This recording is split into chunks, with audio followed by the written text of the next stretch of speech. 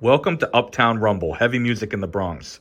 My name is Steven Payne, director of the Bronx County Historical Society, and here for an oral history about Broom Hellda, among other things. So, Laz, why don't you go ahead and introduce yourself real quick, and then we'll get into How things. you doing? Laz Pina. I grew up in New York City, went to Kennedy High School, and began a band with my brothers called Broom Hellda. Awesome. That's where we start this journey. Thank you for being here. Or actually, I'm in your space, so thank you for welcoming me into your Thank you. space. Thank you for making the trek out to Hoboken, New Jersey, Absolutely, my home of pleasure. first game of baseball and Frank Sinatra. Amongst a Wow. couple other cool things, but those are the most notable. That's right. That's right. And towards the end, I'll ask you about the studio space we're in and what all's going on Sure, with sure. that. But let's take it back first. And why don't you talk a little bit about your family history and background, and how your family ended up in New York? That whole story. My family came to New York City from the Dominican Republic. When my parents were young. My mom I think, was less than a teenager, and my dad must have been a teenager. I'm not sure. I know they came young. They traveled back and forth, and they met and had us. We grew up in the city, grew up uptown, and boy, it was a great time in New York City to grow up. In the '70s and '80s. Not like today. People saying it's not safe. I mean, back then, you had to check your guardian angel, as soon as you left your house, Absolutely. because I mean, it was a whole different New York, and there was an excitement, but there was also kind of like a beast you carried around you because you had to always be aware, be on all fours, and. But we experienced a lot of the craziest and cool things. The birth of New York hardcore, which really went on to influence the world, starting with the Ramones, punk rock, let's say, punk, Absolutely. the Dolls, Kiss, Twisted Sisters, and so on, all this great music that came out of, and also the birth of hip hop, which happened during the time I was still in elementary school, but I remember, Rapper's Delight being the hottest thing on the radio for maybe Uh-huh. a whole year. It seemed like the song was a hit for about 2 or 3 years straight. For sure. Um, and a lot of other cool bands and music that came out in the '70s. Great recordings.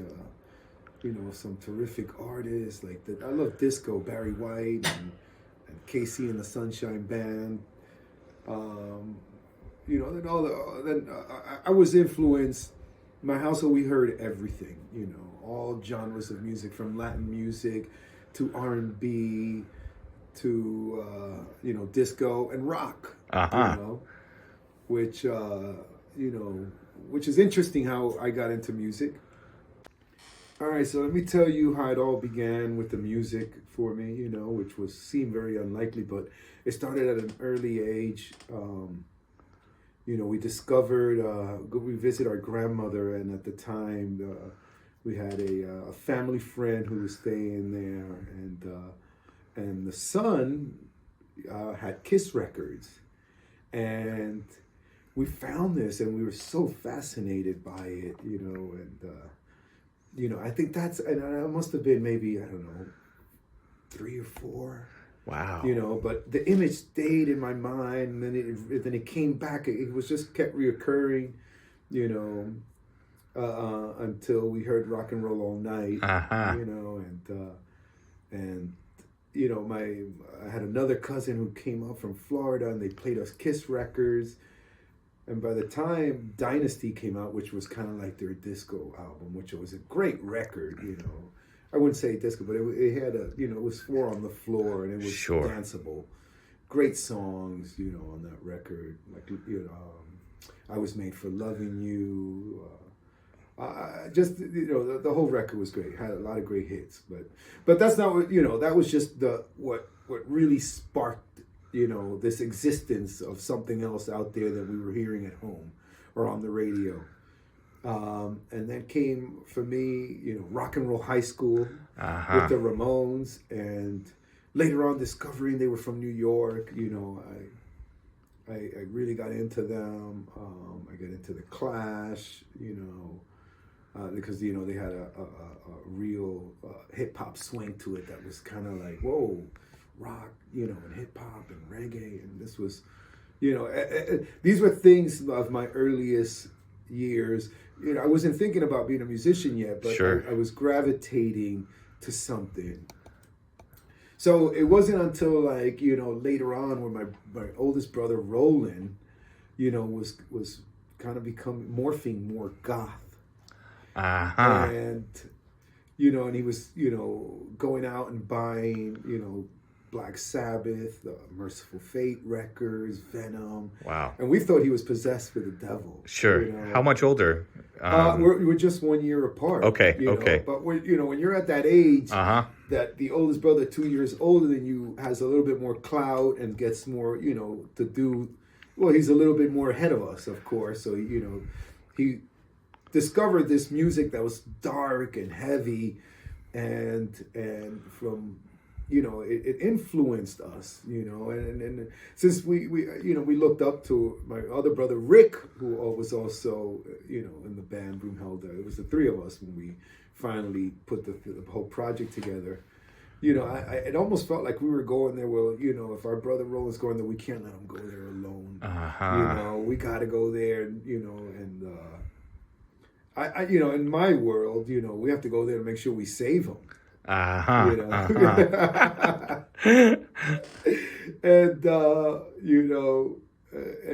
obviously the music started really taking to us. We became rockers from Uptown, and that was so unlikely. Nobody in my neighborhood was listening to rock music.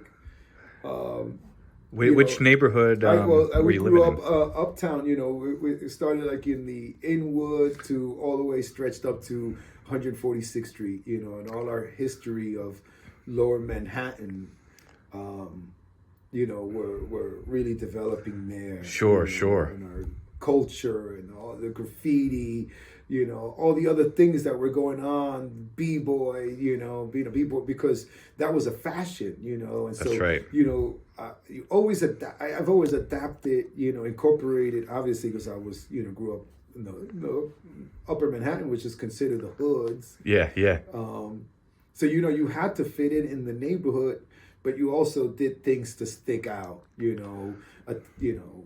Attaching the leather MC jacket with the cut off denim over it, the patches, the whole nine.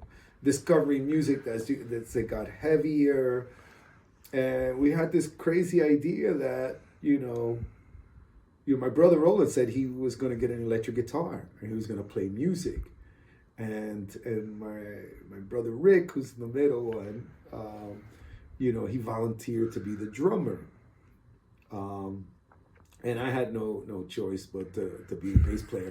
and after going to our very first show, which was it was Madison Square Garden, Motley Crue.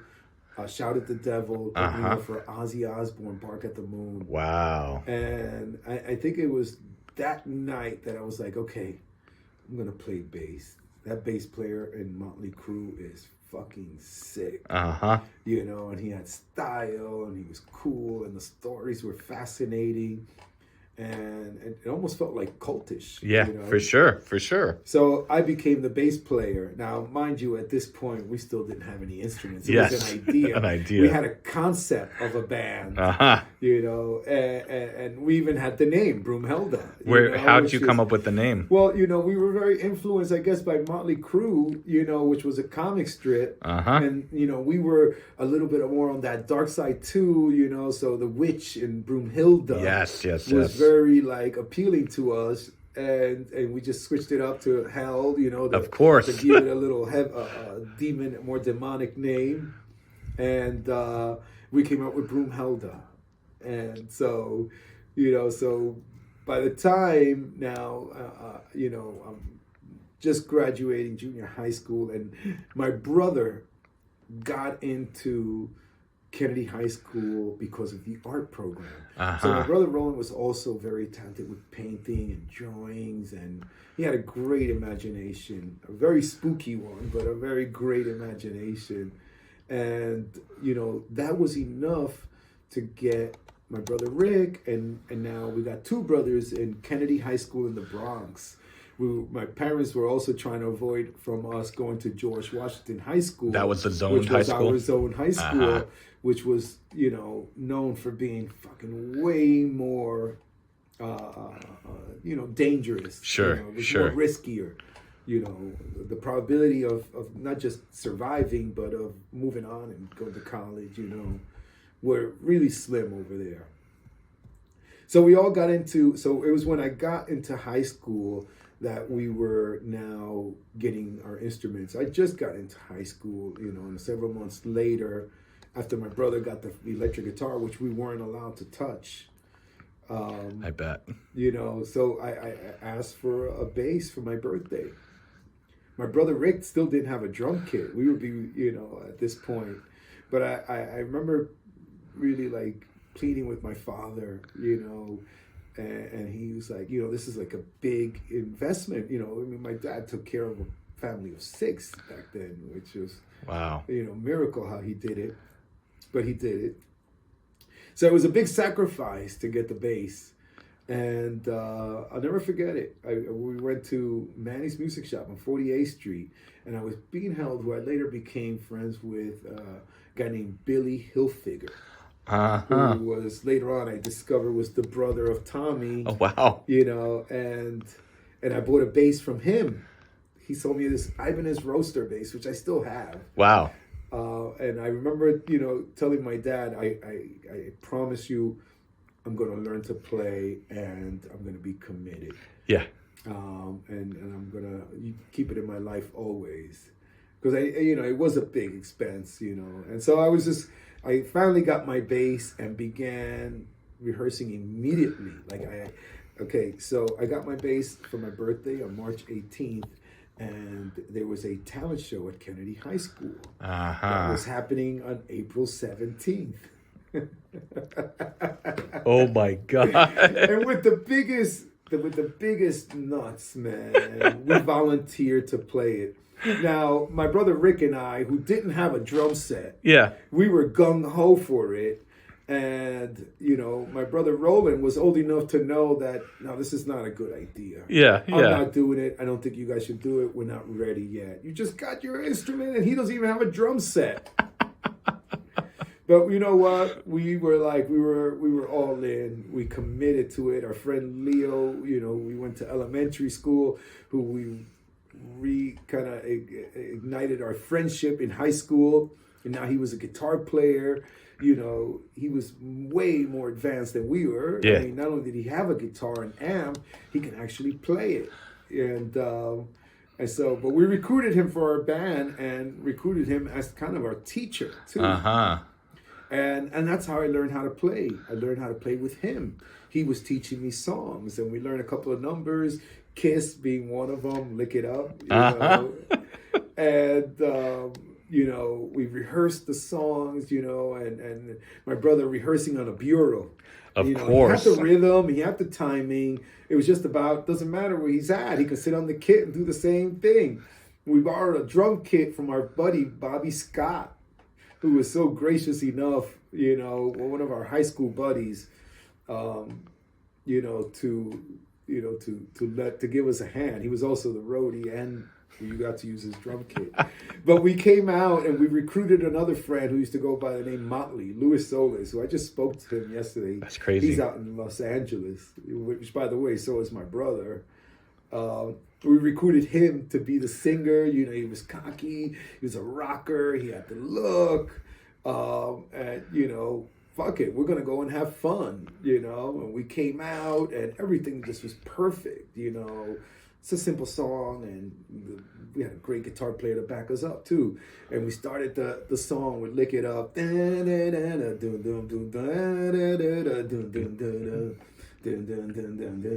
All right. Now we're waiting for Louis to come out. Uh-oh. He hates it when we tell this story. My brother Rick was like kind of like a fucking natural. Yeah, It's like, that's damn. crazy. Like if it was your kid, I hate to say it, but he played better than Bobby. That's and Bobby crazy. owned the kid. Yeah. Which was out of this world. He had the rhythm in him already, huh? Yes, he did. Yes, he did. And, he was probably the most cockiest of the most secure one of all of us, Goes the a girls long way. gravitated to him. He was lighter than us. He had Uh-huh. fucking cooler hair, so he was, kind of like a rock star in his own right. So we looked good up there, but then Louis came running out onto the stage, and he stands there and grabs the mic, and he starts, and he just froze. Oh no! He just froze, and he didn't sing. And we went to the parts, and we're waiting for him, and we would take it to the chorus. Maybe he can jump in. Yeah. It didn't happen, and he just ran away from the stage. Oh. And we ended the number midway through, and what's the commotion? What's going on?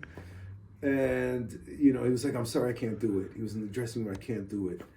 And so during this time, we were like, "Leo, just do anything." And Leo just went out there and ripped into a fucking solo and went into Eruption, and he did all this fucking cool shit that kind of saved us. Uh-huh. And at least we remember for failing, but there was some good shit about it too, and there was a killer guitar player. That's awesome. Wow. So I remember going home, and like be disappointed. And I remember my grandmother was staying with us that night, and she was so sweet. It's one of the most tender moments I've had with my grandmother, where she was just like, "Well, don't worry about it. You still have more opportunities, and just work hard at it, and you'll try again. And next time it'll be better." And I remember feeling better about that.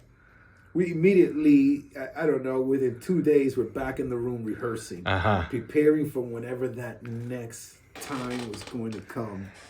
Now, mind you, when we got to high school, like I said, I was only there for a few months. My brothers were already there. There was already this culture of a music scene. I was going to ask They you. were already rockers, and we would all congregate by the pole. We used to what we called the pole, which was right by the parking lot. Whole different look back then, where we'd be out there with the boombox radio blasting heavy metal.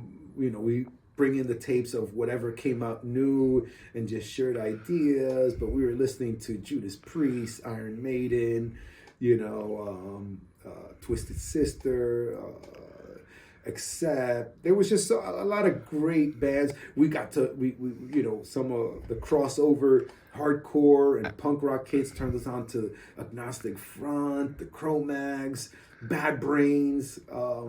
Then the heavier music was starting to get heavier, and we were moving right along there. We had Metallica came out, the traditionalists that like Maiden and Priest and Zeppelin. They weren't too warm to it. They weren't warm to Motley Crue either. But we loved the new music, and we loved these bands. And I had Ride the Lightning on my jacket in the back. With my punk rock, always had the Ramones. I had a love affair with the Ramones. Absolutely.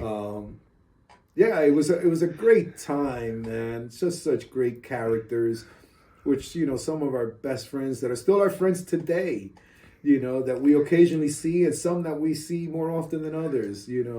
I'm actually doing a project for my buddy Darren Free, who was in a band called Mazard. From the Bronx. He was from the Bronx. Were they from Kennedy High School too? He was from Bronx Science. Oh, okay. But because we had the music in common, we met and became friends, and we, try to see if we can put on shows together. Sure. With both our bands. His guitar player later on went on to play for Gaga. His lead singer became a movie star. Cool shit. A lot of cool shit coming out. Wow. From that scene in the Bronx, on Kennedy High School by the Pole. Where we congregated every day during lunch breaks, after school, and it was just a music society, we were a musical group, meaning that because we have that in common, we had a similar look, we had a similar style, in a time where the opposite was happening as well, so there was just so many different pockets of like different circles that look so differently with different styles, listening to complete opposite music. Yeah. but it was fun. It was great. It was just, some of the most greatest characters. I remember going to Kennedy and I was going to play baseball. That's what I originally was going to do. And I remember showing up to the baseball tryouts at this point, with leather MC boots and leather jacket and chains and buttons and patches. Wow. And just like looking out and I had these glasses, the mirrored glasses, looking out into the field. And I just said, no, man, music's going to require all of my time now. And I just turned around and didn't look back and just focused on music. Wow. So we kept rehearsing, and now my brother began to feel more confident and he was back in the mix. My brother Roland. That's good. By the name R.P. Swirl to this day. So we there was a year to the date on the following year. It was April 18th. It was April 18th or April 11th. It was April 18th. On the following year, landed on a Saturday, and there was a battle of the bands at the Riverdale Y. Wow. This is what, 1987 now? 1987. Yeah, I would say 87 or 88. One of those two. One of those two, yeah. I think it was 87.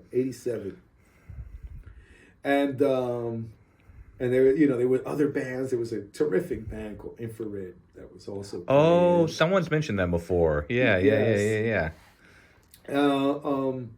But anyway, we had a battle of the bands, and now we were ready. We were ready to present the band, and we came out and we smashed, man. We did, considering we pretty much were homeschool musicians, Yeah. We had a terrific show. People were talking about us. All our friends from school came, and they were very proud. Now, we didn't win the Battle of the Bands, but that's not what we were really there to do. We were really there just to kind of like show that we are contenders, that we could rock just as hard as anybody, and that we were the real deal. And so that was proven. And we became friends with the band that won. And what band won? Infrared. Oh, Infrared. They're the ones who won. Okay. Yes. There was one other band, maybe the Pillsbury Doughboys, who were also terrific. That was the third. It was just the three of us, But we were very theatrical as well. But we had a great show, and all of a sudden now, we became popular within our circle in school. It was easier to date. It was easier to go to parties. But we were also after other things bigger. By the way, we came back the very next year to the Riverdale Y, and we ended up, that was the first time a mosh pit was happening, and this was at the Y. But anyway, our fans got very, very hostile, and I think that, we had the crowd there, but they declared us the winner, I think mostly because they didn't want to wild up the kids. Now, for the first Riverdale Y show, did you play all original songs, or were you playing cover songs too? No, we did all original songs. All original songs. Wow. Songs, we were into original music right away. So we knew that we were going to be a band, and covering songs was definitely not what we wanted to do. We wanted to present our own music. So we really worked really hard to be original and try not to sound like a little too original, because later on you realize there are compromises you have to make to appease the palate of the average listener. Sure. And how would you describe like the early sound that Broom Hellda had to someone who the earlier sound, I guess my brother was listening at that point to bands like Bauhaus, Sisters of Mercy. Okay. So on the vocal side, it was very goth. I see. I mixed with like King Diamond, of course. Sure. And while we were, we had a little bit of that ambience. I guess it was, you can say it had a little bit of thrash, it had a little bit of rock, it had a little bit of punk, it had a little bit of everything, but it was definitely, we looked best in dark clothing, let's just say. It just seemed to fit the music. Sure. But we after that following year at the Riverdale Y, where we won the battle of the bands, it was from there right to the clubs. And Okay.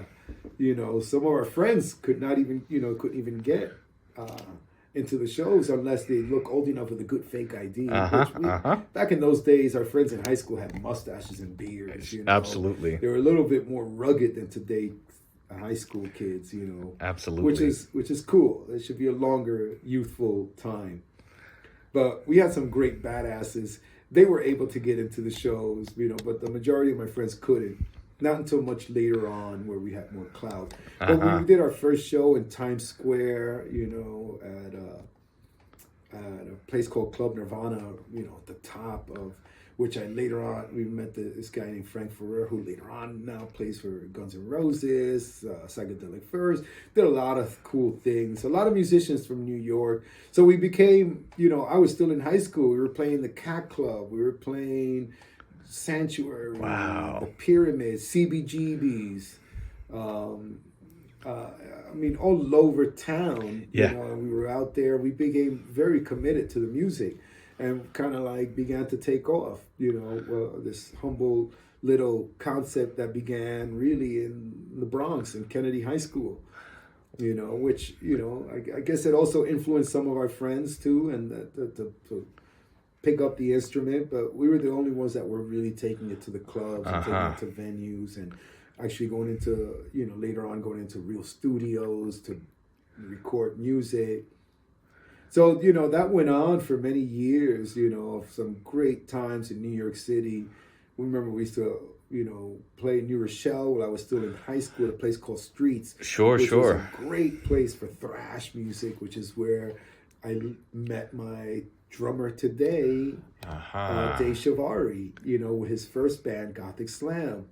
They got signed from Epic back in those days, and we had a friendship, so they book us together, and with the name Gothic Slam and Broom Hellda just seemed to work together by name. But musically, they were pure thrash. We were thrashy with a touch of goth, and obviously we were into other stuff as well. Sure. But it was a great time. It was a great time in New York.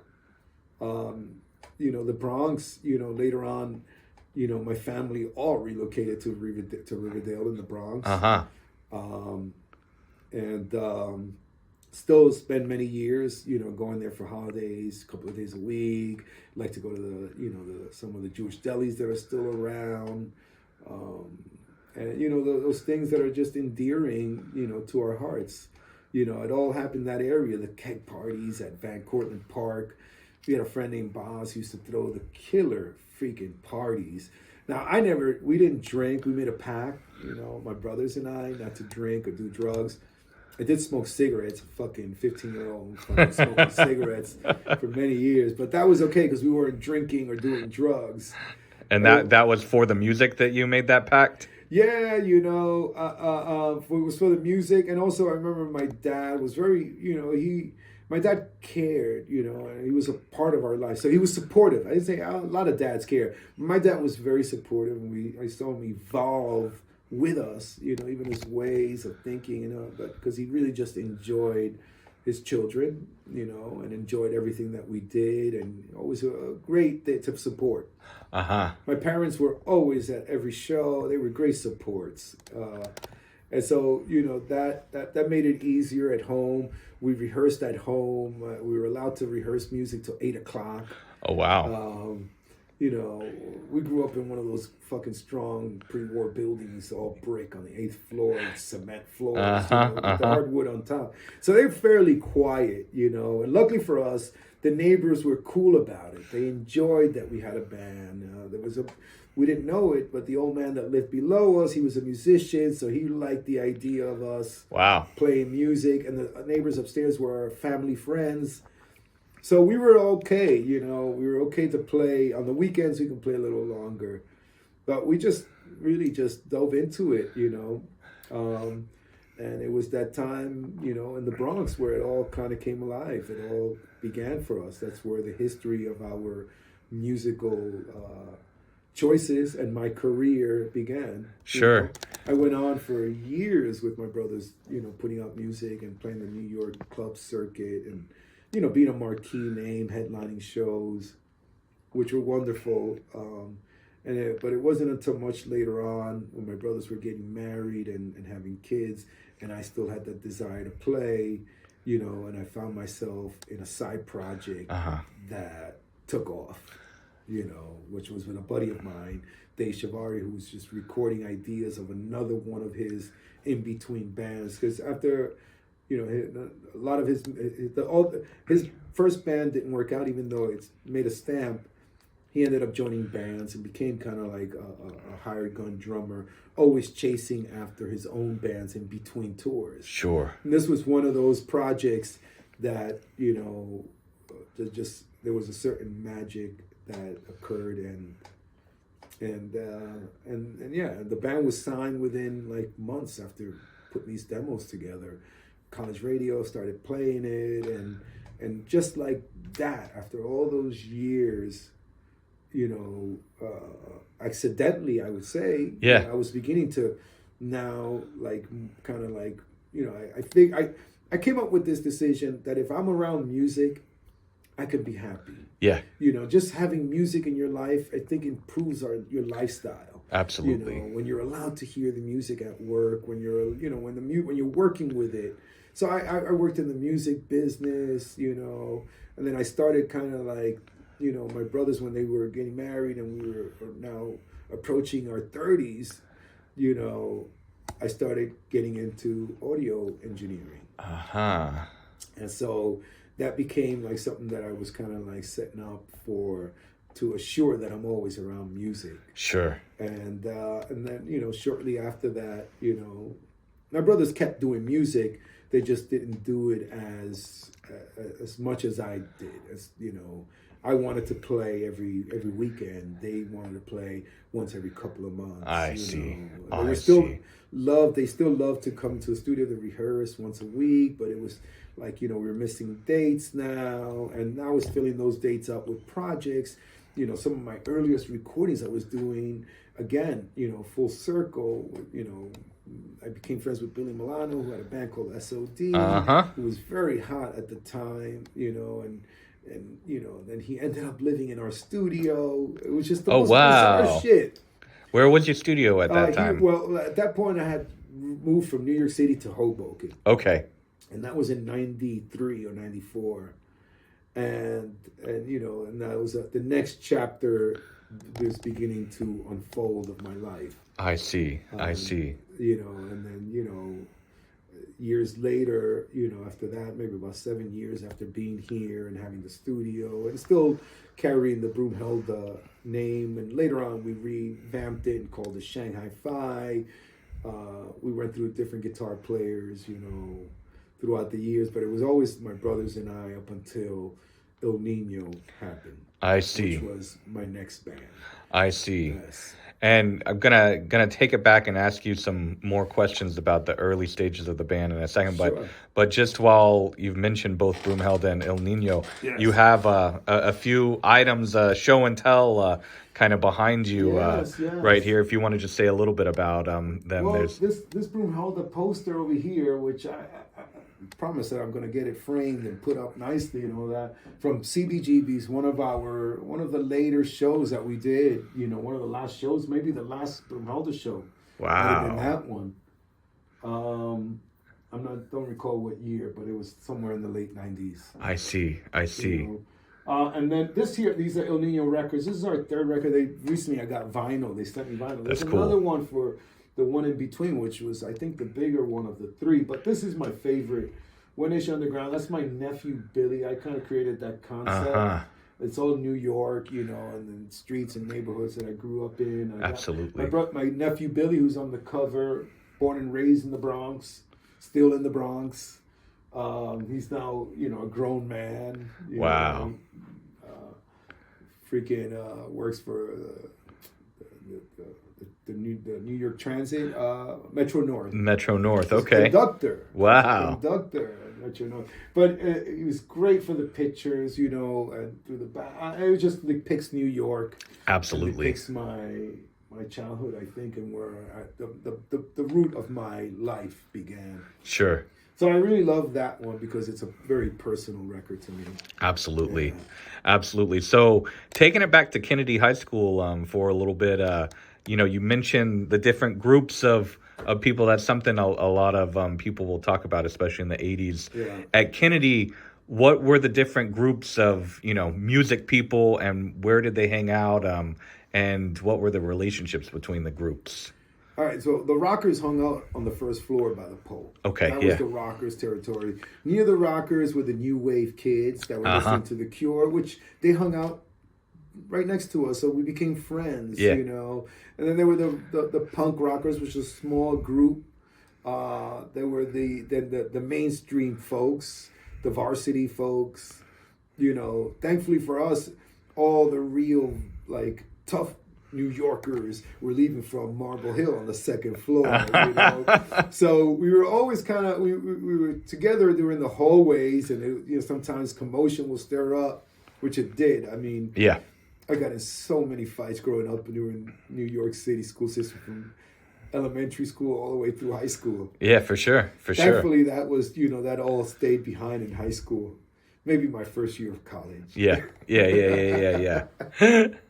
Well, we're from New York, you know. I was the youngest of two older brothers, you know. We were known for not taking any shit. So if you fucked with us, you had to fuck with all three. And if you fucked with all three, you also had to fuck with our friends. And we were there for our friends too. Any of my friends, I never stood for bullies. I hate bullies. To this day, I fucking hate bullies. So I always, if you were bullying somebody, you know, you were gonna have to fucking deal with me, you know. Come fucking bully me instead. And, you know, I have a great friend, you know, who I'm still friends with today, who also later on became a musician, who that's how I met, was sticking up for him. Wow. And still one of my dearest friends, you know, and his family to this day. But that was, those are the cool things. I think that when you try to do something good things happen, and you meet great people in your life. And some of my best friends, believe me, I just like strange people. So if you were different, I like different people. I didn't like when people who were different were treated differently. For sure. That we couldn't stand for that. So had a very eclectic friendship in Kennedy High School of so many different groups, you know. Of course, I had my b-boy friends too, who I didn't get to hang out much because they left through the second floor. Whatever floor that was, but they left through the Marble Hill section. I see. You know, to go to that side of the Bronx. My new friends lived on this side of the Bronx, which is Riverdale, Van Cortlandt, you know, that Lehman College area up there, you know, Sedgwick, you know. And our rival schools were like Lehman because, you know, they had another band out of there. And we were our high school band. You know? I see. Yeah, was it Requiem that was over there at the time, right? Yes. Yeah. And they had their own Battle of the Bands. Threat as well. Then. Sure. Oh shit! So many bands. I wish they would come to me quicker, but I'll remember. I'll try to think about them as we're talking over here. Sure. Now, when it came to like the rocker group, was it like a pretty mixed group as far as background goes? Was it like mostly white kids in the group at the time? Like what was? It was very mixed. Yeah, that's what I thought. But yes, there was a lot. Obviously, you know, a good majority of the rockers were white. Yeah. But it was mixed, and the rockers, but you know, they were very inviting if you were a rocker too. Yeah, sure. So you know, we always felt comfortable among the groups, and when we hit high school, that was the very first time that we were around, I guess, a lot of white people. Yeah, for sure. You know, that's when our friendship with white people increased, and having the similar interests. It kind of, you know, began to kind of take over. You know, because of the rock music and going to concerts and just having those things in common. Kind of became, you know, a whole world opened up in high school. And And the Bronx is so mixed, it's so wonderful. It's just there's attitude. I mean, I don't give a fuck who you are. Yeah, sure. Anybody from the Bronx, and you're from New York, you know how to get down when to get down. You know your way around. You know to be a New Yorker. Believe me, you don't notice that until you begin to travel outside of this area, outside of the country, and you realize, holy shit, New York trails me. And it's got my back everywhere I go. For sure. Nobody could get ahead of me. All the hustlers, the pickpocketers in France, and you go through Amsterdam where you see an eclectic, weird fucking bunch of people from all over the world that you're not familiar with it, but because you're from New York, I mean, I know somebody from your country, motherfucker. Yep. I know who you are. Yep. Yeah. So, that was the beautiful part of Kennedy High School. My very first girlfriend, a lot of first times, a lot of first things. Close friends. I'm able now to leave the house by myself. Which was. The friend's house was okay, but to go to concerts, I had to be with my brothers. I wasn't old enough to even get into a club. Sure. I just had the look. I had grown my hair out and dressed like I belonged, and we'd become friends with bouncers, so they wouldn't give us a hard time at the door for ID. And once we started playing these clubs, we never even paid to get into clubs anymore. For sure. Time, which was great. It was just New York was royalty, I guess, to me growing up. So it was a great start for music. Some of my best friends, I just saw, I was in LA recently, and I had some old friends from the club days that came to the show, and we got to kick it. They're doing also wonderful things, today, to this day. So, like I said, we made some of the most lasting friendships out of it, and we're still very tight with these core friends. New Yorkers are solid people. They're the most fucking solid people, and they're loyal, and their friendship is loyal, and they're just great people. And you don't realize that until you start making friends with other people outside of New York. That's right. Now, let me ask you. You already mentioned how when your oldest brother was kind of getting into heavier and I guess eviler music. You and your brother kind of said, let's kind of get in there with him. Yeah, we went there to save him. We came back as a band. Now, what did your parents think about the three of you getting into this music and they and thought all of it that? was a stage. I remember my mom at first, she was a little concerned with some of the weird stuff that we were hearing. My dad began to open up, but my dad also listened to Santana. And he listened to an eclectic style of music, but he loved Pavarotti. He loved all sorts of music were heard in my house. Neil Diamond. Wow. I mean, it was just great. Elvis Presley. So rock and roll was always, permeating in our background, just brewing. I never imagined that I'd still be at my age now, still playing rock and roll. Still rocking out. It's been definitely quite the adventure, I must say. Absolutely. And I held out I didn't start a family until recently. Sure. Until the last 6 years. Wow. So. And then as far as how you'd hear new music, what are the different ways you'd hear new music?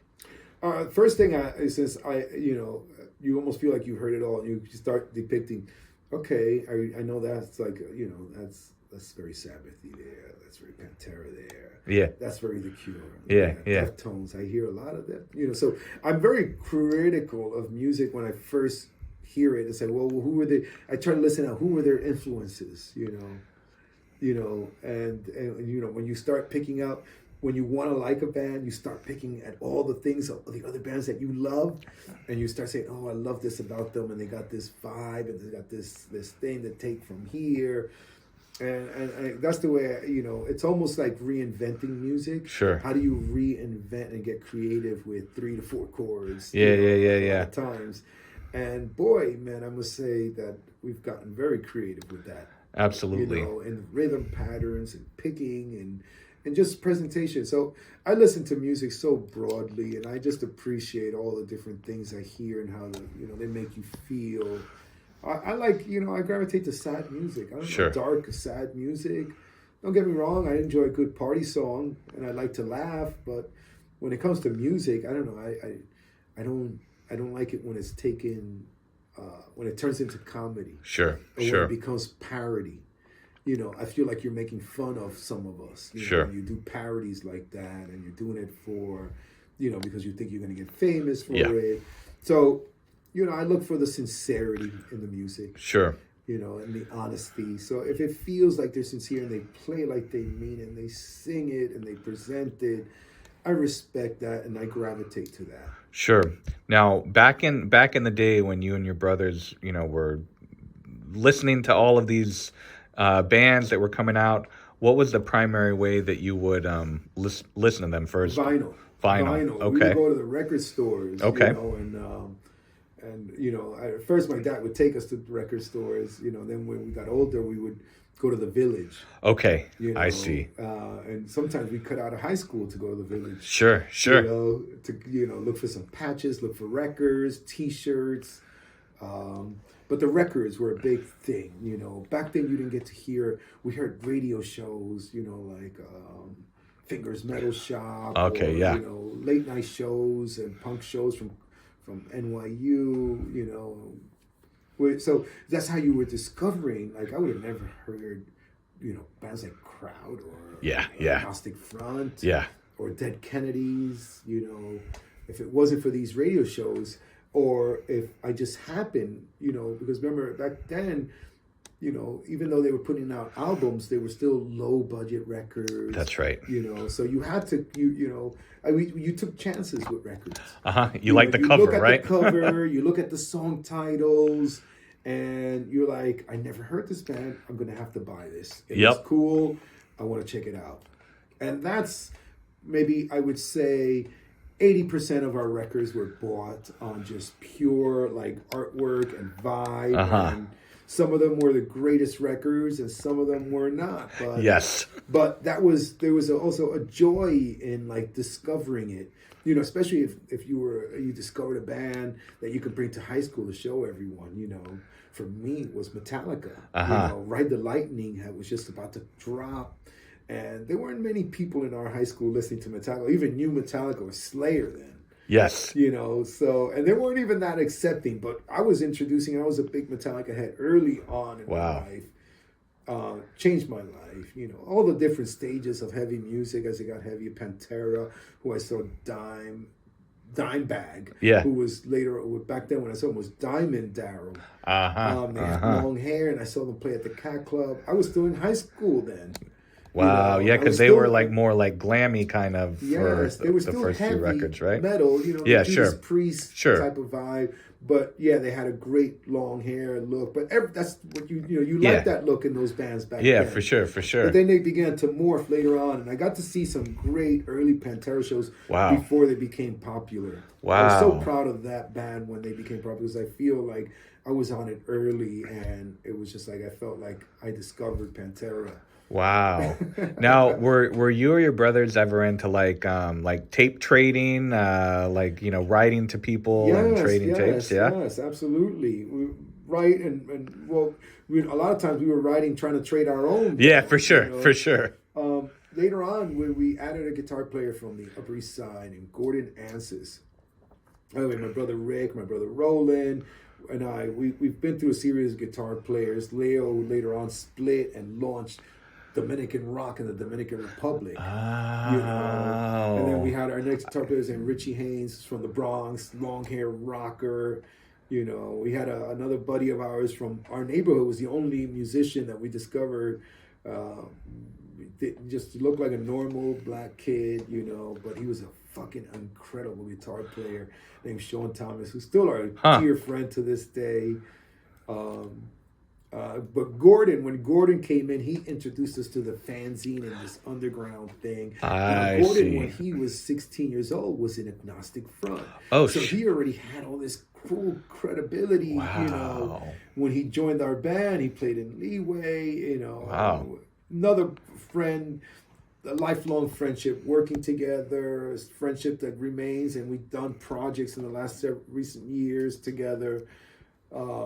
He kind of introduced us to bands like Sepultura that were only available in the trading market. Yes. You know, and we, you know, we got to know a lot of other, you know, through a lot of punk and hardcore and I don't know if they were calling it death metal yet. They were calling it black metal. Maybe. Yep. Venom, when Venom came out with black metal and at War with Satan, that was big. Going to see them play the Ramones. I got to see the Ramones play, you know, original lineup with Marky Ramone, with Dee Dee, Marky, Johnny, and Joey. That was I'm glad that I caught that. Wow. Dee Dee was always an inspiration. The Ramones, to this day, I still listen to. Absolutely. I make sure my kid listens to the Ramones.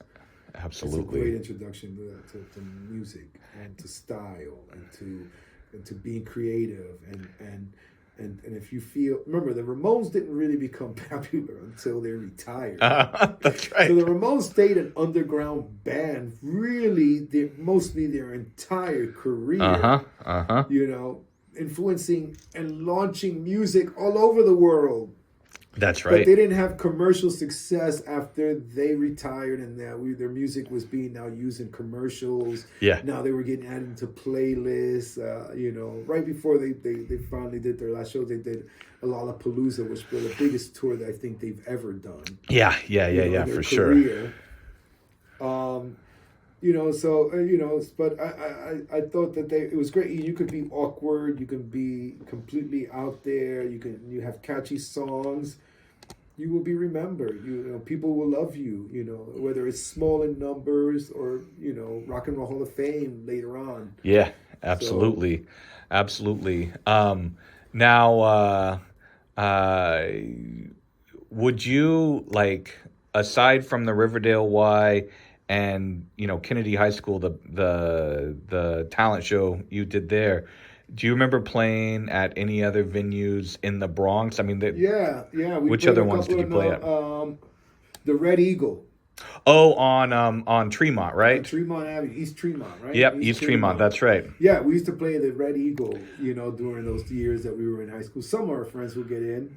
But yeah, that was, you know, there weren't many clubs to play in the Bronx. I know that I think at the time that might have been the only one. Yeah, there was one other one right at the border of the Bronx and Yonkers, and I'm trying to remember the name of this. It was a small bar, but we played there a couple of times with some of our buddies from high school. Hell's Kitchen was another great friend of mine who just sent me a message 2 days ago. George Musa, who's another bass player, was like the first coolest dude with long hair, you know, and he had a great look. He looked like a rock star. You know, and he was a Dominican dude. We couldn't believe he was Dominican. Yeah, you know? yeah.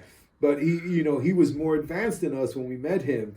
But, you know, we caught up real quick, and before you know it, we were playing shows and booking shows together. The Hell's Kitchen, Mazzer. We have a famous karate show that we still talk about to this day. We rented this karate studio just to throw on a show. We also played Lehman College, and we did an outdoor show there. Oh, is that the one that Muttley helped put together? I think he worked for the radio station at the time, and he helped organize. Gary Muttley. Maybe. Yeah. Maybe. From At Billy this Club. point, I was still in high school. My brother Rick was in Lehman College, and that's how we got the gig. But I've heard about that show. I think, did Requiem play it too? Yeah, it's very Maybe possible. Smoke Screen. Yes. All of these they were bands are more coming progressive-y, kind of Rush inspired, I think. Yeah. But yeah, I think I remember someone mentioning it was Requiem, you, and Smoke Screen. Maybe some other bands too. You know what it was? You know, it's funny how we become very like territorial. So the bands that were like coming out of Kennedy, like pretty much, you know, like me, George, Hell's Kitchen, like, you know, we would team up. Yep. You know, and so it would kind of like we would be a scene on its own. Yes. And you know, and we go out there to rival other scenes to try to take over the scene. You know? For sure. You know, really, we just want to just appeal to everyone. which is really what we really wanted to do. But we made a lot of friends. But I do recall, some bands getting very. I never felt that way. I guess I always just had that confidence, we rock just as hard. And I come to, we don't, like even with the way Ill Niño is today, we don't take nights off. Yeah. And we don't care who's in the audience, how many people are in the audience, the size of the stage. You have to crush it. We come to crush it every night. And that's the way I live my life. I show up to crush it. If you missed it, you missed out, because these folks that are here are going to get a special show. Absolutely. So it's going to be special no matter what. Absolutely. So we did some great extravagant shit though this year, and then we closed out the year. It's just an incredible journey. Absolutely. Now, you mentioned the very first concert you went to in general in Madison Square Garden. What was the first more underground show you went to, if you remember? It was there was another band that we discovered in high school, a hardcore band called The High and the Mighty, which later The High and the Mighty. They're from Kennedy High School too. I don't know if you knew that, but that's crazy. Yes. Drew Stone. Yep. So which later on, the two bands morphed, Antidote and High and the Mighty, carried on as Antidote. And I don't know, we're still friends with Drew Stone. I'm on his show. I've been on it already, maybe twice. Yeah. We used to play shows together in the 90s. That's crazy. All the time. And so, that was my very first CBGB show was High and the Mighty. Wow. High and the Mighty. We discovered there was a band, Major Conflict, this guy Ditto, who later on became a movie director, who had a band called Gutter Boy later on, with Johnny Feedback, was in Youth of Today. There's a lot of rockers from the Bronx, Absolutely. The Dictators, Handsome Dick Manitoba's from the Bronx. And Ross the Boss Friedman too. Ross the Boss, Ace Frehley. Ace Frehley, of course. Anthrax is from the Bronx. Yep, that's right. Listen, I know we go back and forth and stuff. There's just so much to say and so much to do that you skip eras and time periods and you go back and forth. Yeah, no, that's fine. It naturally happens that way, I think, with most people's memories. Now, those are from Queens. That's right. CBGB's was one of the earliest underground shows. I see. I saw Kraut play also at a NYU Hellhole party. Okay. I've seen bands like False Prophets, GBH. Wow. The Exploited. Some of the punk shows. Discovering the Bad Brains, I started discovering the Bad Brains opening up for Slayer and Megadeth at the Ritz. Whoa. Yes. Wow. And that must have been some show. Oh, it was incredible. I kept hearing about the Bad Brains, while I was, to my buddies, Ruth and Joey, who were a couple in high school. And they were like, all right, we're going to get there early. Well, we got to shows early anyway. We wanted to see every band. Yeah, sure. We were in that, we weren't, that type of audience that would show up to see the headliner, we just came to see Motorhead. No, who's opening up? Because we're going to be there too, and they better fucking rock us. That's right. That's right. Yeah, I see Anthrax in those days at the Ritz, Motorhead and Megadeth. But Bad Brains was so, I never imagined, first of all, I didn't know they were black. Yeah, sure. But seeing the Bad Brains was kind of reassuring, being a minority and predominantly white culture of rock and heavy music, and they just tore it up, and it just amped me up and gave me more confidence that sure, we're on the right path, That's more right. reassuring. And then you discover all the Latinos that were in bands. That's right. Which were, always taking the Twisted Sister had a couple of Latinos. That's right. Or they had parts. Rudy Sarzo from Quiet Riot was a Latino. Carlos Cavazo. I mean, just the names went on, as you went on, and a lot of people would just change their names a little bit to. That's right. To adapt to kind of acclimate to it, or just to have a rocker name. Yeah, that's right. There's nothing wrong with that. Reinvent yourself. Call yourself however. I'll call you however you want to be called. That's right. That's right. Now, were you the type of person at this point, like in high school, did you gravitate towards the pit? Were you right in the midst of it with the pit? You know what? I was, because I liked the toughness of it, and I was in the front headbanging to fucking Slayer and Venom. Yeah. And as soon as we discovered, it was at that show that we discovered slam dancing. It was Slayer, Megadeth, and Megadeth hadn't even dropped Killing Is My Business. We just knew that he used to be in Metallica. Yeah. You know, and which loved the record also, but it flopped. He got booed off. They fucking ripped out his guitar cable. Wow. He was drunk. He was nasty. Oof. You know, Hurricane Gloria, shit. But anyway, that was the night we saw the Bad Brains, and that was the first time we experienced a pit, and that kind of just blew me off the top. And they weren't happening like they do happen now. It's common for a pit to break out at any show. Sure. But back then, you had to go to certain venues for that to happen. You could be at the same show the next day, and that it was New York had a lot of punk rockers, and the hardcore kids, and they're the ones who introduced moshing to these shows. That they were also fan of heavy bands like Venom and Motorhead. Sure. You know, and that's why they were why were the punk rockers at a Slayer show? Well, some like Slayer, but it was really the Bad Brains that brought that audience there, and they taught us how to mosh. Absolutely. And stage dive. You know, so I did all of that, but. You know, I knew early on, you know, after that Motley Crue show that, you know, my place wasn't in the audience. I was there, you know, headbanging and fist pumping. And I was just like, I like this, but what I need to be is that. And rocking with the fist pumping with an instrument behind me, you know, in front of me. Absolutely. And I knew that early on. I knew that was my place. I knew if I didn't know it, well, I had to manifest it, and that's what I you know pretty much went out and did. I manifested a Nikki Sixx in front of an audience. Now, before Broom, which, by the way, interesting story. I got to meet Nikki Sixx. Oh, really? Okay. Years later, we played together at a festival in Europe. I was when I finally met him. In the UK or something, that we crossed paths again in Italy, and I told him when I first met him that I grew up playing your songs. It's an honor to meet you, and his reply was, well, you know, I know your band because my son is in his room playing.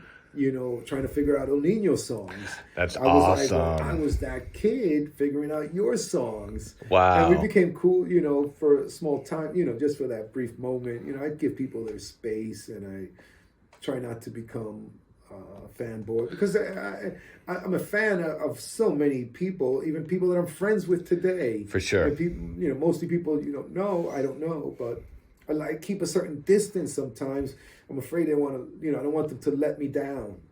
For sure. No one's let me down, by the way. That's good. Rockers are fucking normally cool. Yeah, you know? And those that are not cool, I keep a space so that they're always cool to me. That's right. That's right. It's like a little security blanket, space. Security blanket space. Oh, wow. Now, before Broom Hellda got on kind of playing the club circuit around New York City, you mentioned obviously the Riverdale Y shows. Did you play any shows like in between those Riverdale Y shows? Yeah, well, we throw on parties at my house. I was going to ask that, like house party shows. We do house party shows, you know. We did a couple of house parties in the Bronx. My parents were very supportive of our house parties. So like in your apartment, then my apartment, all my kids would come up to 146th Street. We were in high school years. We had white kids. In my neighborhood, the white kids didn't get fucked with because they knew they were coming to my house. And we were already acclimated in the neighborhood. And we're friends with all the neighborhood kids. Later became gangs. So the white people were only there to fucking rock with the rockers. Wow. So it was a safe space for white people from 146th Street Station to 146th and Broadway. Wow. They knew that, you know, you were all right. You were coming in for them. And did the cops ever show up to like shut down the show or anything because of the noise? No, they never did. Wow. Yeah. Wow. Yeah. Well, we'd have these parties, and I remember, you know, we'd make these punches, and we'd tell them it was Spike, and so many people would get drunk off this, like, you know, a punch with no alcohol. We tell that story to this day. That's so funny. It was the Phantom Placebo, Spice. yeah. People got fucked up with the Phantom. Oh my of God. The Phantom fruit punch.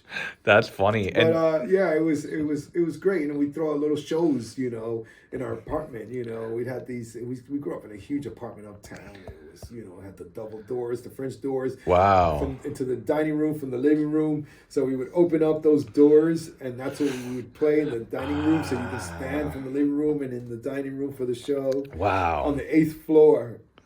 It Wow. was great. It was great. It was great. So house parties were common. That's where our friends could actually see us, and eventually, as people started getting older and they had better fake IDs, because it was 21 by the time we were in high school. It wasn't 18. Then some of our friends would start coming to the clubs. And back then we used to have clout, so it was like whoever came with us got in for free.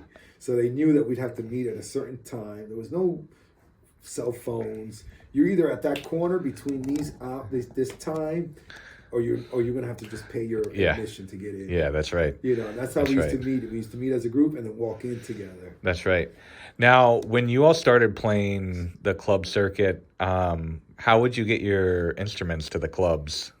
Dude, we did have a cousin who had a Bronco, right? And he volunteers like, I love what you guys are doing. He was older than us. He was so supportive. What a beautiful soul. And, occasionally he would come and take us and pick us up. But we were playing more and more as the years went by, as time went on. So he couldn't make it to all of them, man. But I kid you not, it'd be like this. You see me walking with a backpack, with my bass on my back, my PV bass head in one hand, dragging the cabinet on wheels down the street, and I would have to take it, and I would be like, okay, now I have to get this thing down there. So I would do it in steps. We go halfway with the amp. Now it was heavy, so you can't just pick it up and run. So we put the amp down, then I come back for the big one that was still on the street that was least likely to be grabbed, and then roll that down the subway. And that's how I ran it, man. Yep. Walking this cabinet, holding it, and just coming down and fucking, up the stairs and doing the same thing backwards. And that's how we get to shows. Would your brother have to do that with the drum kit too sometimes? Or thankfully, back in they would always have a drum kit. Okay. So all he had to bring was cymbals and his snare and sticks. Okay, all right. So, most of the time, by the time, that we had to do, bring in gear, more gear, then, by that time we started driving. Sure. Friends with vans, my dad even bought a van at one point. Wow. And, we make it to shows like that. Wow. But it was a good portion of a lot of shows to the very end of just taking the train to the show. Yep. And then training it back, in the middle of the night. It was torture. Sometimes obviously, we had a lot of friends at the club, so whoever was going that way, my friend Eddie Wall, who I also recently saw in LA, who's done some Ill Niño records, he was another musician from another band back then, but he used to work the VIP rope at the Limelight and in various other clubs too, and became our friend, and he lived up in White Plains. So he would always, at the end of the night when he got off, he didn't mind dropping us off at home, which was great. He was like, I'll fucking drop you guys off in the hood and just keep going. Wow. It's still, any means necessary. Absolutely. To get to the show. Absolutely. Do you remember the show? I came from that school of the show must go on no matter what it takes. No excuses. I've never missed a show, ever. I'm the only Ill Niño member that's never missed a show. Wow. Yeah, that's pretty amazing. In 25 years. Right now, I'm about to celebrate the 25th anniversary of Ill Niño, and I've never missed a show. And it's, I don't know, maybe a few thousand, maybe about 2,000 shows, maybe a little more. I don't know how many shows. I mean, there was a lot of touring, for the first 10 years. Sure.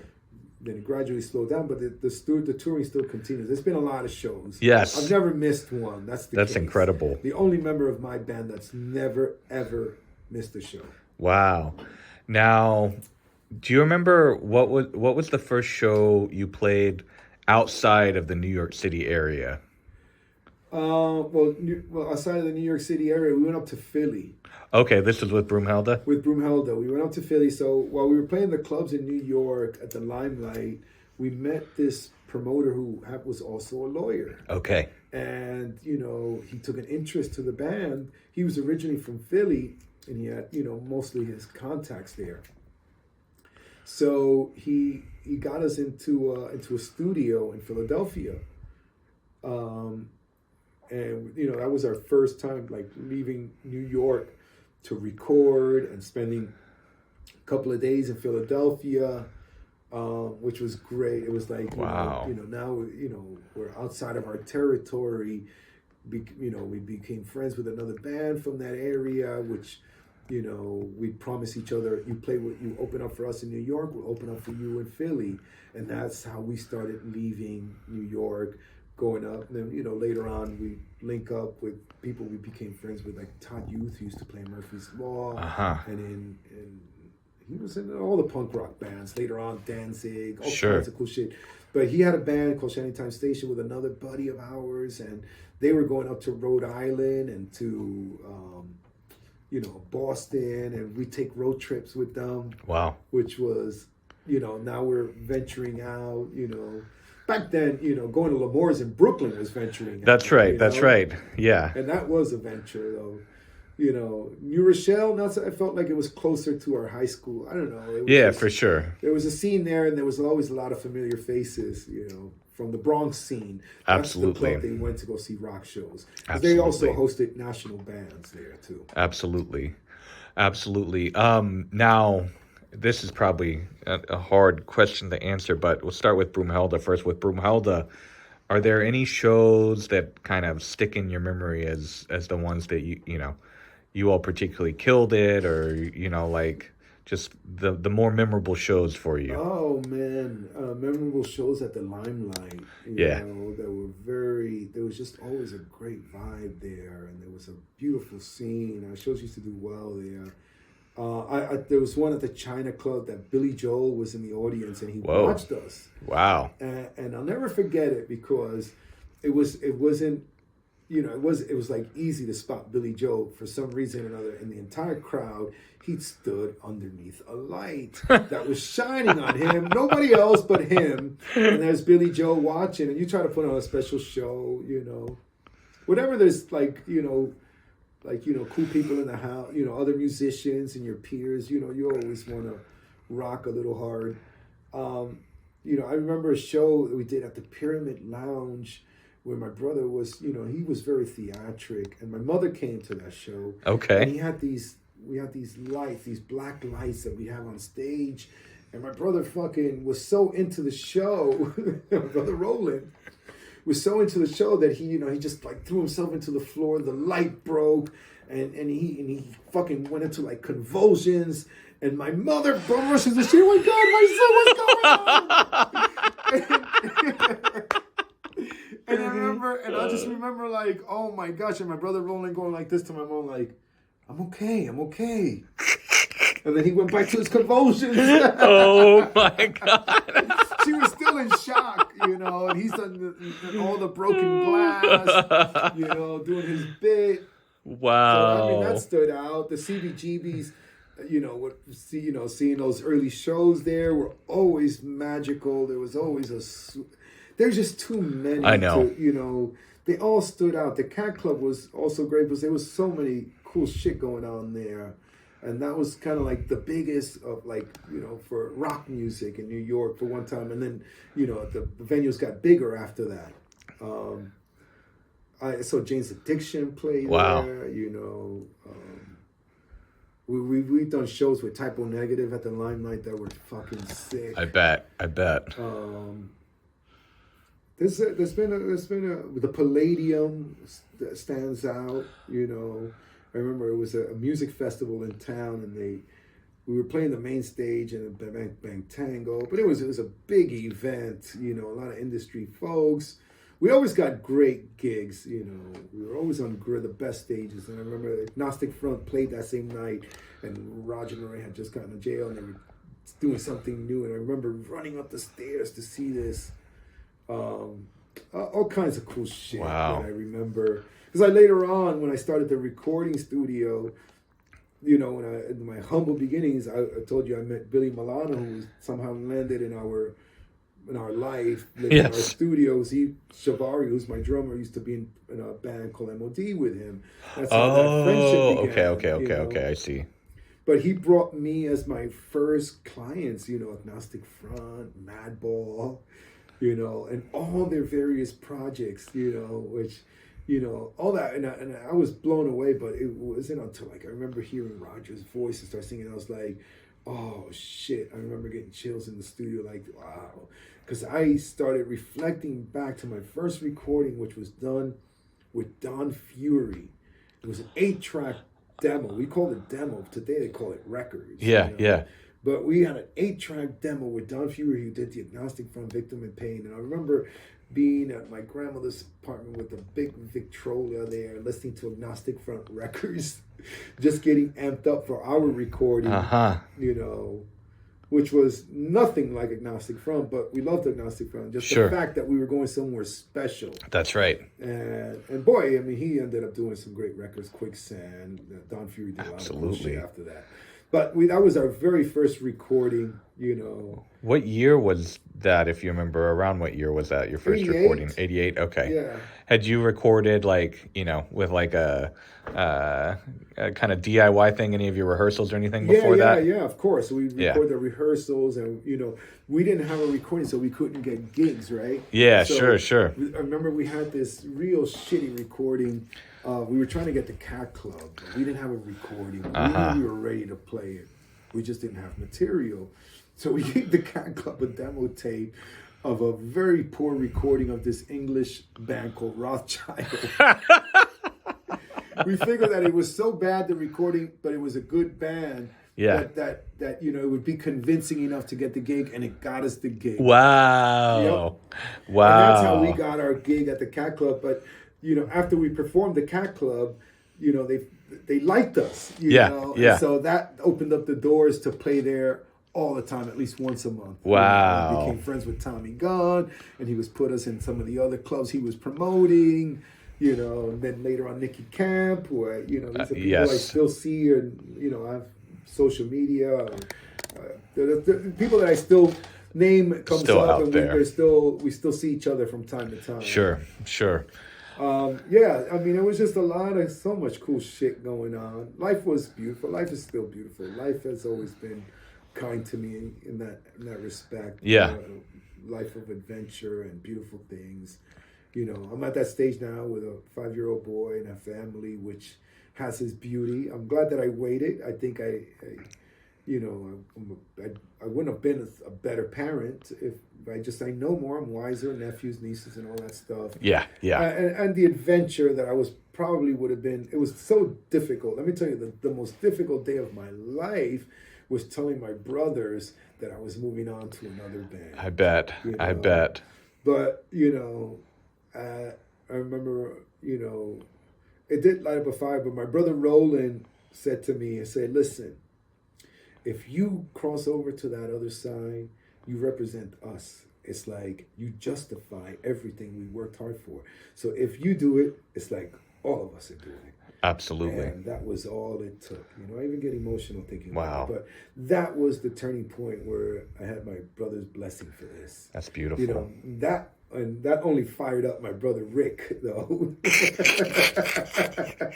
And it motivated Rick to like, fuck that, we're going to keep going. And he kind of stepped into like the leadership role that I played, you know, and trying to put the rehearsals together, organizing songwriting. And then Rick, you know, kind of took over that spot, you know, and he got fired up. And they had some great years with Shanghai Five while I was doing Ill Niño. They'd open up for Ill Niño from time to time. Sure. You know, but again, they were already busy in their lives to make the proper commitment that it takes to do it every day. Yeah, that's right. That's right. When you have families, it's just harder, you know. You can't Absolutely. just like be selfish and like, you know, just go out and do it. That's right. You have responsibilities. You know? That's right. Now, by the time that Broom Hellda recorded, you know, your first official demo, had your sound shifted at all? What was the sound like at that point of Broom Hellda? You know, it's funny. It's fucking awesome. You know, it was so sincere. It was so honest. And, you know, so I heard it recently, like the very first demo, they're showing up. I don't know who's putting this stuff up, but they show up on YouTube. Yeah. And there's a great picture there with it. And I'd hear it, and maybe it's just because it's endearing to me, but I thought it was like, damn, man, you know, because we recorded that demo a year after starting the band. Yeah, that's crazy. And it was, you know, we were fucking good, man. Like, I was like surprised.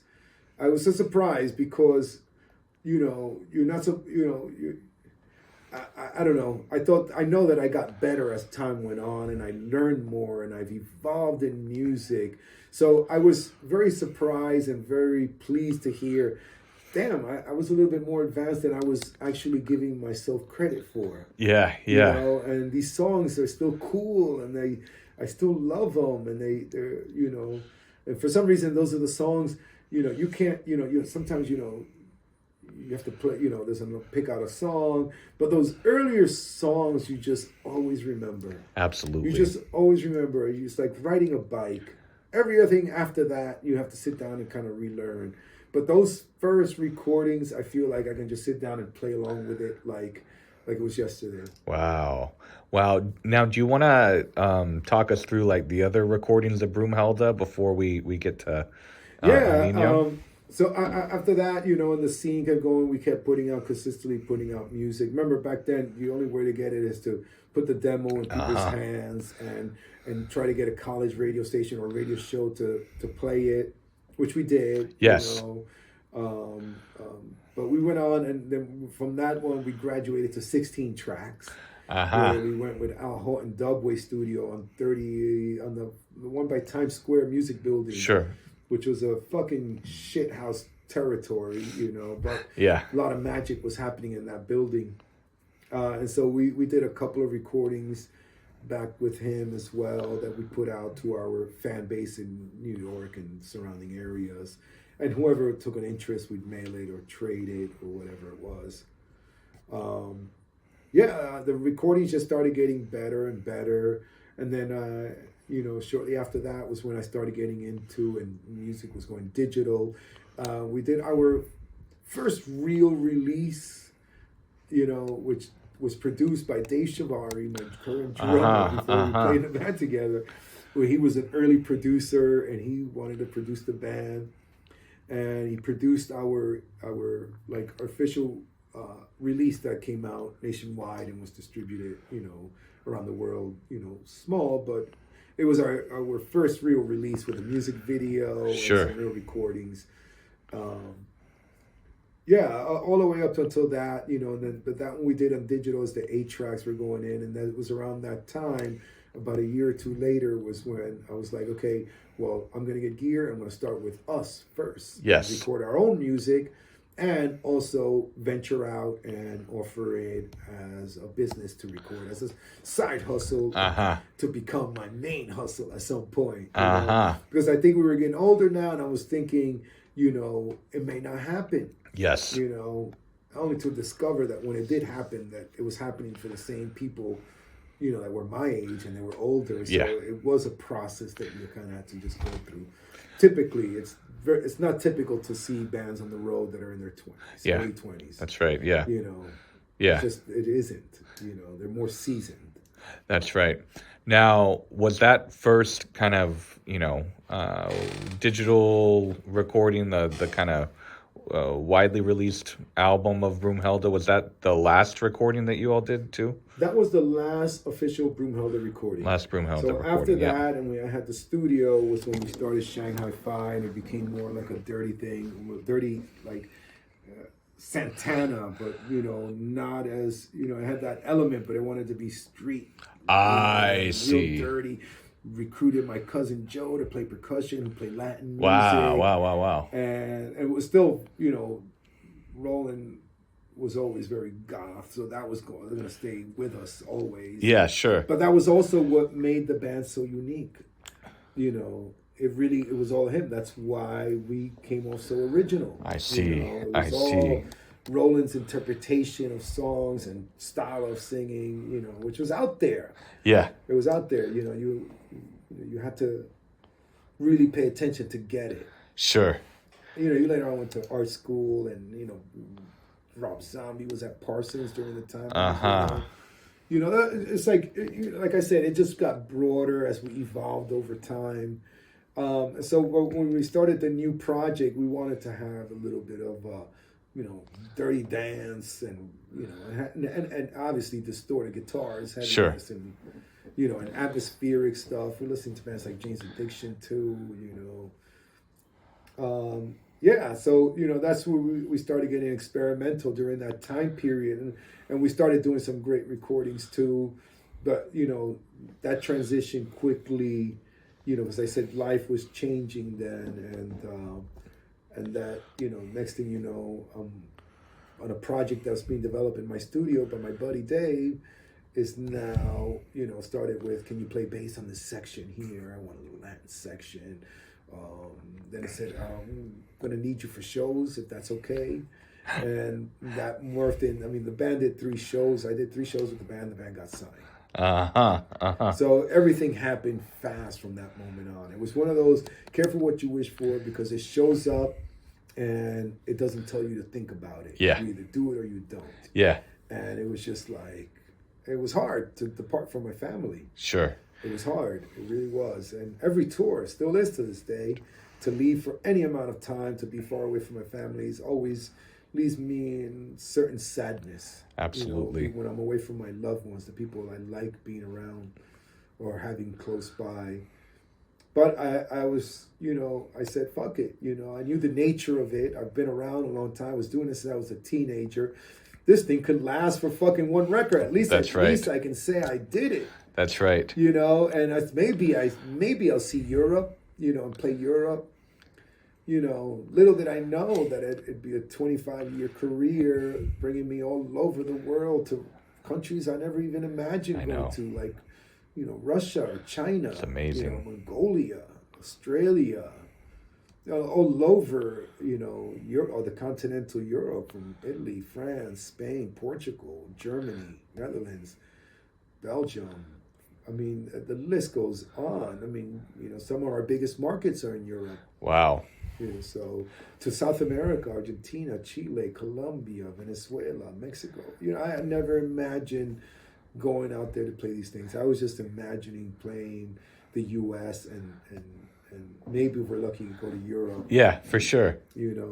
So that kept going. And I was just like, every year I say, damn, I was only prepared to be realistic, for 1 record. Yes. If we're lucky, get 2.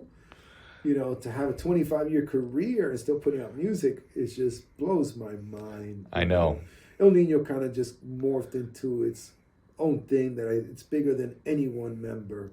It's, it's a style, it's a movement, it's a culture, and it's its own thing. And I think it's probably going to be around way after me. Absolutely. I'd love it for it to be around way after me. It's just, if that same spirit of the band could keep going, that'd be fucking wonderful. So, that's awesome. But yeah, that led to a lot of success, with the first record, which led to even bigger success with the second record, doing soundtracks for Freddy vs. Jason. We were signed to Roadrunner Universal, out there touring, Ozfest, playing with Ozzy Osbourne, and all the great bands at the time, System of a Down, Linkin Park. The band is still doing great things to this day, and very fortunate that I still do it. Trying to keep a band together has always been the most difficult task for every band. No exception to the rule. Maybe there are exceptions to the rules, Certain bands like U2 has always stayed original. Yeah, sure. I love it when they stay original, but you can't, it's like it's very difficult. I know. And the career goes up and down, 1 minute you're playing to fucking 65,000 people, and next minute you're in a club playing 50 people. Yeah.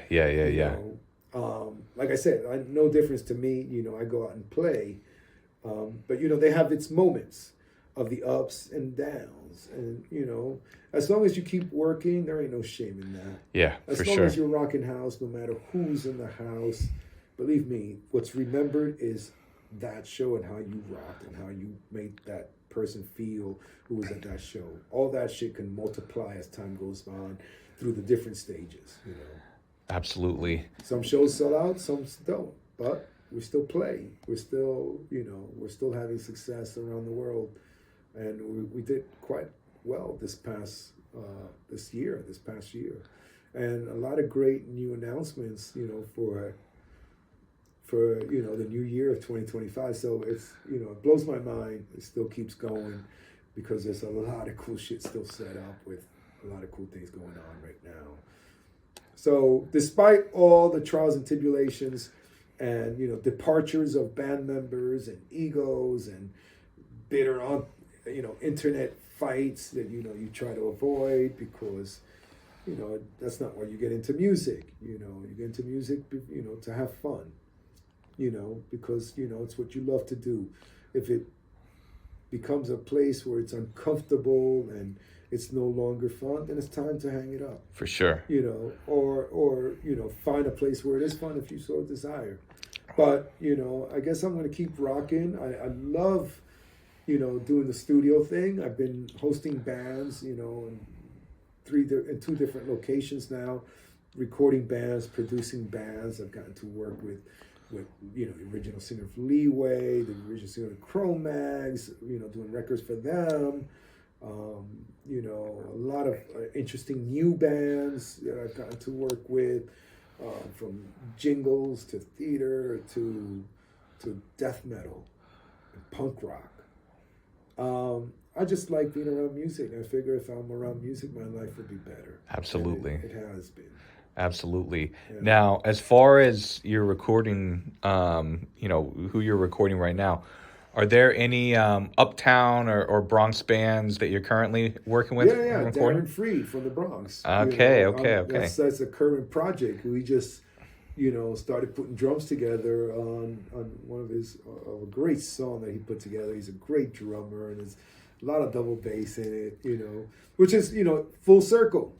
You work in cycles. Yeah, for sure. And it's a full circle that I'm actually right now with an active project with one of my buddies from the Bronx. That's cool. Wow. Darren Freed from Mazard, who later on played in various other bands. And I said a lot of musicians from that band had a great deal of success as well. How do you spell Mazard? Mazard. Okay. I'll look them up and follow up. Yeah, follow up. I can put you in contact with. Right, he's a lawyer now. Wow. But he's a rockin' lawyer. He grew up right there in Kingsbridge. Okay, sure. Yeah. Steps away from Kennedy High School, but he didn't go to Kennedy High School, but he'd come and hang out there. I see one of those situations. He went to Bronx Science up the hill. You know Bronx Science? Yeah. Which is, where all the smarter kids went to. Yep. But, those kids had a lot of rockers, and they come down to Kennedy to hang. Yep. And we developed, some kind of alliance with Bronx Science. There'd be a big keg party that Kennedy scene would always attend, called Harris Field. Huh. And then they would come and do our keg parties in Van Cortlandt. So, that's, there was a connection with Bronx Science and Kennedy rockers. What about DeWitt Clinton? Did you have any DeWitt Clinton? Oh, Clinton. people over there? No. They didn't have that many rockers over there. They weren't known for their rockers. Although Lehman High School was known for its rocker, but it was much further out. Yeah, a long way to get over there. I see. So now, be interested to hear your thought on this question. From your experience, starting out playing at Kennedy, and obviously being from Uptown and the Bronx through Kennedy and all, would you say, is there any kind of special musical attributes that like Bronx and Uptown bands that play heavier music share? Like, is there a Bronx Uptown kind of sound to heavy music that's played in the area? There's just a fucking different attitude. Okay. You know, which is why Anthrax is not Metallica. Yeah, you know? yeah. They're from the Bronx, baby. You know, there's a certain attitude that's a little bit more rugged. You know, it's just something about, you know, culturally being from New York City, particularly the Bronx. Because I remember I grew up uptown, so and I was a huge Yankee fan, and I wanted to play ball as a kid. So we would cross the bridge on 155th Street. We would walk from my house to go sit in the bleachers at Yankee Stadium right there in the Bronx, which was, I don't know, maybe a 20-minute walk from my house. That's right. So, you know, there were rockers from the South Bronx that I became friends with, you know. Trying to remember the name. I met a lot of, you know, the rockers will stick out. You know, we were really small in numbers. Yeah. In comparison to the rest of the country. Did you ever meet the guys from Arsenic? They were from the South Bronx, like, I think. I know the name. I'm certain I've met some of the guys in the They were a little older than you, I think. I'm almost certain I've met those guys. Yeah. I like, listen, I've been around, you know, and I've been watching shows. I mean, the Dictators, Manitoba's Wild Kingdom. Yep. You know, did you know Al Pacino's from the South Bronx too, right? Yeah, I heard that. Yeah. The Bronx has produced a lot of shit. I mean, my culture, you know, my musical history began in the Bronx. That's right. You know, that's where my scene began. That's where the support began. That's where, you know, the influence and the motivation began at the pole at Kennedy High School. You know, to be the toast of the town. To go from hanging out at the pole to Kennedy High School to playing literally shows around the world. That's pretty incredible. That is pretty cool. I think they appreciate it. Some of my friends, a lot of those friends came to the shows, you know. My friend Jay Green, who I went to Kennedy High School with, saw me a number of times in Belgium. He lives in Belgium. Wow. There's a New York hamburger shop out there. Wow. He's come to the shows a couple of times. Boz, who's still from the Bronx, was at my last New York City show. He's the one who used to organize those big events at Van Cortlandt, man, that were like, you know, 300 kids. Like, you know, I always refer to him as Top Jimmy. Top Jimmy was a Van Halen song, but he was our Top Jimmy. Wow. He was just like, the dude couldn't do no wrong. All the dudes wanted to hang out with him. He could play football, baseball, basketball. He can fight. He can do graffiti.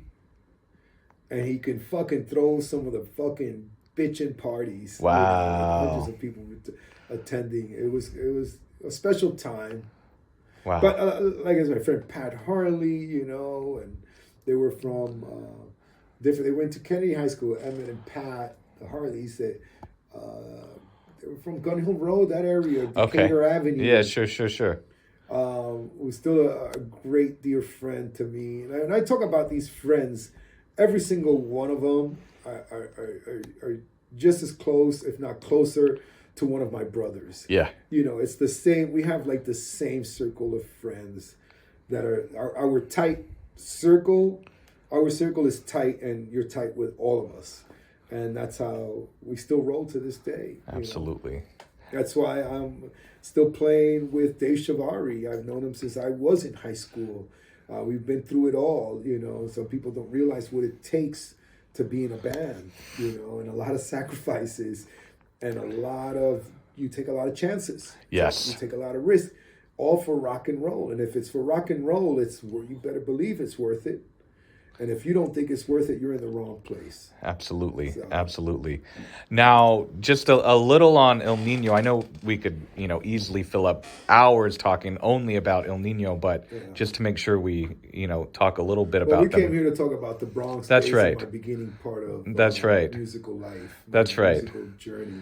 Exactly. And I can tell you, it was the most influential part, of course. Absolutely.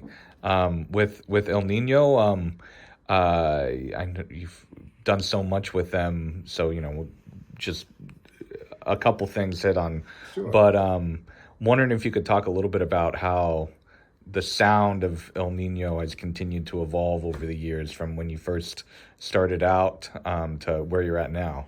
You know, it's funny. It kind of like goes in cycles. I talk to my brother Rick all the time, and he'll start. He'll like hear new El Niño music, and he was like, "Nah, I love these are the songs that are really sticking out to me." It's usually the songs that I write. That's funny how that works, huh? But it's because he's kind of feeling the essence of Broom Hellda. Yes. That's been influenced in Ill Niño songs, and so he hears it and he picks it out, and he can almost like pick it out blindly. He's so good with like, where did I hear that before type of guy, and he can name you fucking 3 or 4 bands. Wow. That use something similar or use a progression. Sure. That always gets repeated in so many different songs that we all love without realizing it. But it's the rhythm and your approach and your vibe and how, what you do with it. But those are the things that, it comes back in cycles. Like I said, it brought back some of that thrash part of me. I didn't think I was going to rock like that anymore. Yeah, I was looking more of like a more adult way of rocking as I was getting older. For sure. Because, you just can't rock like little kids every day, So when El Niño came into play, it was kind of like going back in time to my thrash days, hardcore days. Yeah. And then, meeting with the new me, which now was onto like Latin style bass playing, Absolutely. Latin rock style, Absolutely. into like Jaco Pastorius and obviously everything from Santana to some of the greatest players out there. So, but the whole thing is that, that foundation is always a part of what you bring into a band. And so I try to, honor that foundation in everything that I do musically. I think it keeps it pure, it's sincere, and it's why I do music today. Why I still do music. That's right. So you're keeping the legacy of Broom Hellda alive in El Niño, and like your brother said. Absolutely. Listen, there ain't no doubt about it that one day we will reunite Broom Hellda. Yeah. In some form. And I know that all the some of the players that are still so down to get down with it. So it's one day I'm going to do an El Niño record. Yeah. I mean a Broom Hellda record. Yeah. And I think it's all lining up, man, like for the foreseeable future because of just the turn of events that are going on in my life and where it's leading me to the next step. That I'm actually looking forward to a Broom Hellda recording and a reunion and just to bring that manifest that back into life. Absolutely. Those were some good years and they'd be equally great or if not greater than today. Absolutely. And like I said, I'm still friends with all of my past members of Broom Hellda, of the classic part of our band. Sure. That are still active musicians today. I'm still, later on another musician who came to join Broom Hellda later on in the years, Abel, when I switched over to guitar. I'm working on his new project, and I'm working with a singer who played with my original guitar player, Leo, in the Dominican Republic that launched Dominican rock. I think, was Gigi a part of that band? Gigi Cano as a drummer? Gigi was a part of the band that Leo led. That's my original guitar player. Yes. That, we started Broom Hellda together in Kennedy. Another amazing drummer. Brothers. Wow. Yeah, Gigi played and Abel was the bass player during that time. Yeah, Gigi was telling me about that. I have an active project with Abel right now. What project's that? It's his solo album. Okay. Wow. His solo album with the singer of this band Toque Profundo that Leo brought. Was like they're the biggest name of the Dominican Republic. They are Dominican rock royalty. And so the singer comes every couple of months to play out here. That's awesome. And whenever he comes out here, he takes a day to sing on Abel's project. That's awesome. It's just so talented to be working with this guy. It's just, I mean, probably the best male vocalist I've ever worked with. Yeah. He's just a dynamite and creative genius and just spontaneous. The dude's dynamite. Wow. And just such a talented singer. It's just, I'm still having fun with, music, with a lot of people that are still rooted to the foundations of Broom Hellda. Absolutely. Yeah, incredible. So many different things going on, all really exciting projects. Yes, indeed. So is there anything else about like the early years, your kind of roots, your musical roots that we didn't get a chance to talk about so far that you think's important to share? Man, I'm sure there's like 101 things. Yeah. It's just these are the first things that come to mind. And if I sat down and wrote a book, it'd be fucking Webster Dictionary. That's right. I spoke to my brother Rick before doing this interview, so we started talking about the Riverdale Y and the first shows. So I alerted him, telling him I was finally doing this interview. I would have loved for him to join me on this interview, but the circumstances didn't work out that way. But, Sure. But he's a character, and he's still doing music, and we collaborate still. Let's just say, it's never the music, that dream of the music, as to quote Kennedy, shall never die. Yes. The dream shall never die. Yes. Well, thank you so much for taking this time. Really appreciate you sharing everything you shared today. My pleasure. It's been an honor to sit here and think about that beautiful time in my life.